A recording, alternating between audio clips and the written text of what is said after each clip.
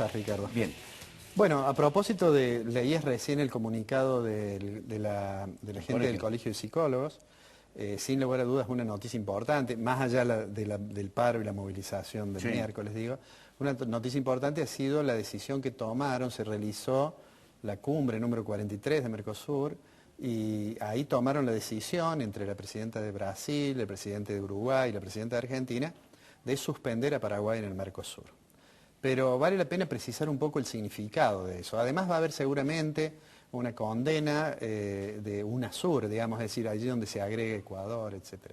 Pero digo, la decisión de suspender en Mercosur a Paraguay, que se hace apelando a que una de las cláusulas de Mercosur es que los países miembros tienen que respetar las institucionalidades democráticas, y la crítica que se formula es que el juicio a través del cual se lo destituyó al presidente Lugo tuvo más de político que de juicio, no tuvo prácticamente las garantías de defensa que debe tener un ciudadano y del debido proceso.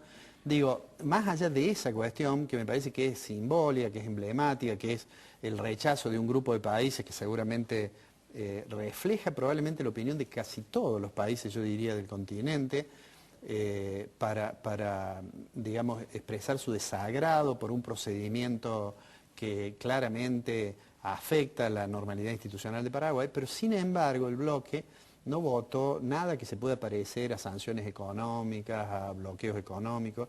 Yo tengo la impresión que al comienzo, llegada las primeras informaciones sobre la inminencia de la destitución del presidente por parte del Senado de Paraguay, los países, en particular Argentina, pero en general todos los países, tuvieron manifestaciones muy fuertes, que daban la sensación que iba a ir camino a una decisión de bloqueo o de sanciones económicas. Bueno, eso creo que hoy ha quedado despejado en la reunión, y que no va a haber ningún tipo, aparentemente, de sanciones de este tipo. O sea que, desde el punto de vista económico, digamos, no va a haber un cambio significativo en el movimiento de bienes entre Paraguay y el resto de los países. Paraguay es una economía que ha venido creciendo mucho, que se ha transformado en un exportador importante de algunos commodities que también exporta Argentina, pero digamos, es una decisión, yo diría, es una sanción política saludable en el sentido de reafirmar la importancia que para los gobiernos latinoamericanos tiene la vigencia institucional, la vigencia de la República y de las instituciones democráticas, pero no va a generar una sanción sobre Paraguay de parte de estos tres socios. Paraguay y Uruguay tienen respecto de Mercosur una mirada bastante crítica en general, pero de todos modos es importante que no se traduzca en sanciones económicas, porque de por sí el Mercosur ha sido un esfuerzo de muchas décadas que ha encontrado siempre como barreras de las dificultades naturales de unir intereses diferentes, realidades económicas asimétricas, intereses geopolíticos distintos. Entonces, yo creo que es saludable la decisión de expresar este desagrado, pero no traducirlo en una suerte de exclusión de Paraguay de las condiciones de intercambio que supone el Mercosur. A su vez, en esta reunión de Mercosur, los tres países han adoptado algunas otras decisiones que tienen que ver con el arancel común y sobre la posibilidad de elevar los aranceles comunes. Pero además hay un hecho que yo creo que es muy importante, y es que ha quedado expresado de que Argentina y Brasil, los dos, digamos, las dos economías más importantes del Mercosur, han acordado resolver los problemas de restricciones arancelarias y pararancelarias que estaban sucediendo, ¿no? Vos hiciste recién una referencia a un problema de una industria, digamos, que tiene décadas de aceitunas, ¿no?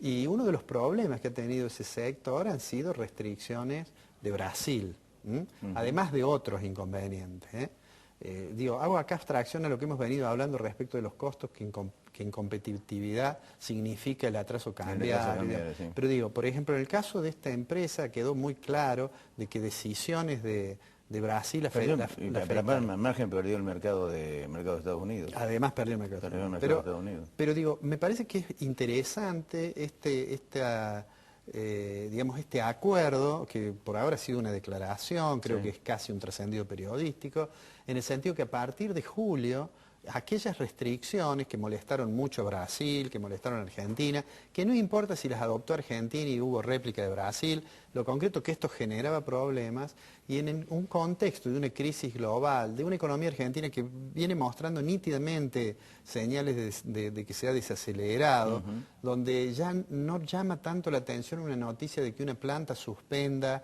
o que reduzca horas extras, y todos sabemos que esos procesos comienzan así, adelantando vacaciones, reduciendo horas extras, suspendiendo por periodos y terminan en aumento de la tasa de desempleo, porque terminan despido. Digo, es saludable que haya un esfuerzo en el sentido de tratar de morigerar esas restricciones para contribuir a que el impacto, esta desaceleración sea lo menor posible. A pesar de que, y insisto en esto, los problemas de la economía argentina, de los cuales venimos hablando desde el año pasado, están fuertemente ligados al diseño de la política económica, ¿no?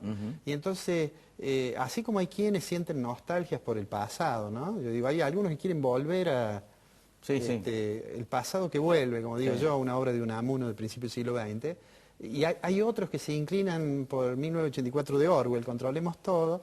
Digo, el hecho objetivo es que hay modificaciones que hacer porque los principales pilares del diseño de política económica están flaqueando, porque ya no está la situación fiscal que estaba, porque la situación del sector externo no es esa, etcétera, etcétera, etcétera. Y como si esto fuera poco, digamos, la puja distributiva además asume ahora en el marco de esta confrontación política entre la CGT y el gobierno un grado de virulencia mayor, con prescindencia de lo razonable que es pensar en que el impuesto a las ganancias no debería gravar a un nivel de salarios como el que en estos momentos grava como consecuencia de que la inflación ha dejado muy atrás el mínimo no imponible. Digo, al margen de esa discusión, de los intereses de Moyano, de la interna del Partido Justicialista, al margen de todo eso, es claro de que hay un cierto aumento de la puja distributiva como consecuencia de que la inflación erosiona los ingresos fijos.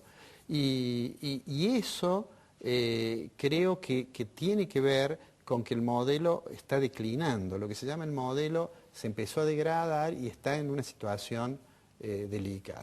Vos decís el tema de Brasil, así, para el tema de Brasil, Brasil ha venido ajustando la moneda. Bueno, o sea, eso es precisamente que un daño rotundo a la economía argentina. Sí, sí. Por lo bajo, algún directivo de Renault dice no podemos con este dólar. Sí, con el tema del dólar hay que tener algún cuidado. Voy yo mostré otra vez la evolución del tipo de cambio multilateral. Porque con Brasil en particular, cuando hubo una devaluación el año pasado, que muchos decían, pero bueno, este problema, nosotros mostramos que si uno toma un periodo un poco más largo, no era tan fuerte el deterioro, ¿no? Pero está claro que ahora sí, el gráfico que mostrábamos y el mismo que nos facilitó y nos mandó gentilmente Alfonso Pratgay del cálculo que realizan ellos, claramente muestra que se está trazando el tipo de cambio y eso tiene consecuencias. No es lo único que afecta a la competitividad. No, por supuesto que no. Hay un montón de factores, pero eso obviamente es uno.